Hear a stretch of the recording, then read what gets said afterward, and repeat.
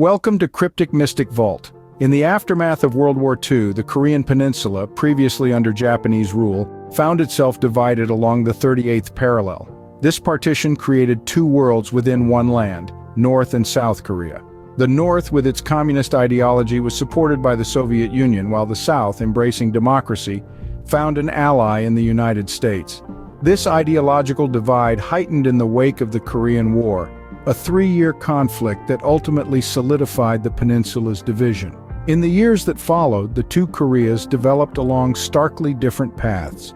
The North turned inward, building a militarized, state-controlled society under an authoritarian regime. The South, on the other hand, embraced globalization and rapidly transformed into an economic powerhouse.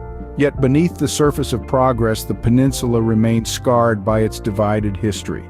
This historical division set the stage for a tense standoff that continues to this day. The prospect of reunification is a complex issue influenced by a myriad of socio-economic and political factors.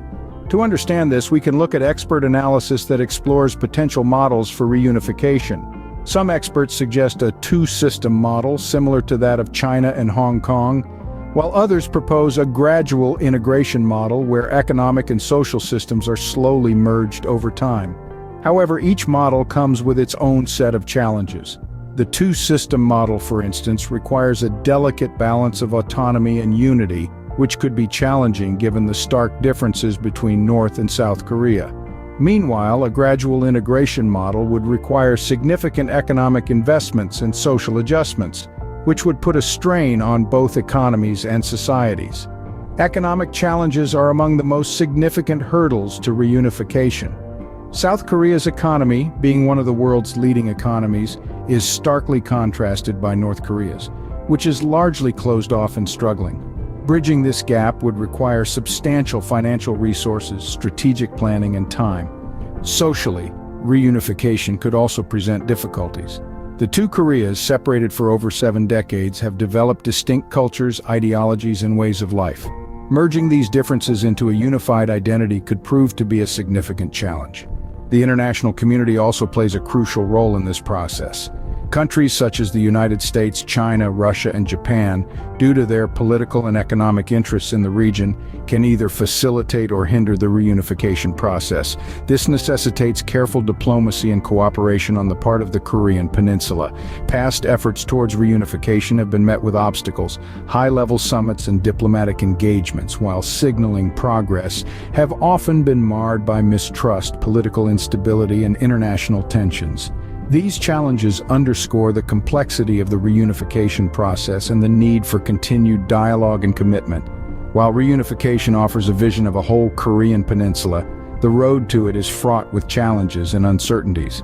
It's a winding path that requires not only political will and diplomacy, but also the collective effort of the international community and the people of Korea themselves.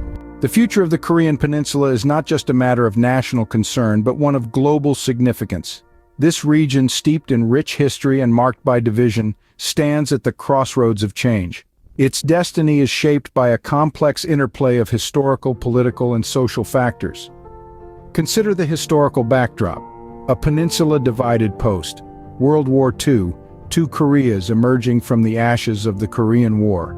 The past continues to cast a long shadow over the present, influencing perceptions, decisions, and actions. On the political front, the leadership styles and geopolitical ambitions of North and South Korea play pivotal roles. The North's military posturing, the South's diplomatic efforts, and the fluctuating dynamics between them add layers of complexity. In the social realm, the contrasting realities of life in North and South Korea, their shared cultural heritage, and the deep-seated desire for reunification among many Koreans further complicate the picture. But the future is not simply a product of these internal dynamics. The Korean Peninsula is a chessboard for global powers. The United States, China, Russia, and Japan all have stakes in this game, their moves influencing the balance of power and potentially the path to peace or conflict. Several scenarios could unfold. Military escalation, leadership changes, international sanctions, or even a breakthrough in diplomatic dialogues can tilt the scales in unpredictable ways. Yet amidst these uncertainties, one thing remains clear: the importance of continued dialogue and international cooperation. The Korean Peninsula's future will not be determined in isolation. It needs the collective effort of the international community, patience, and commitment to the principles of peace and diplomacy.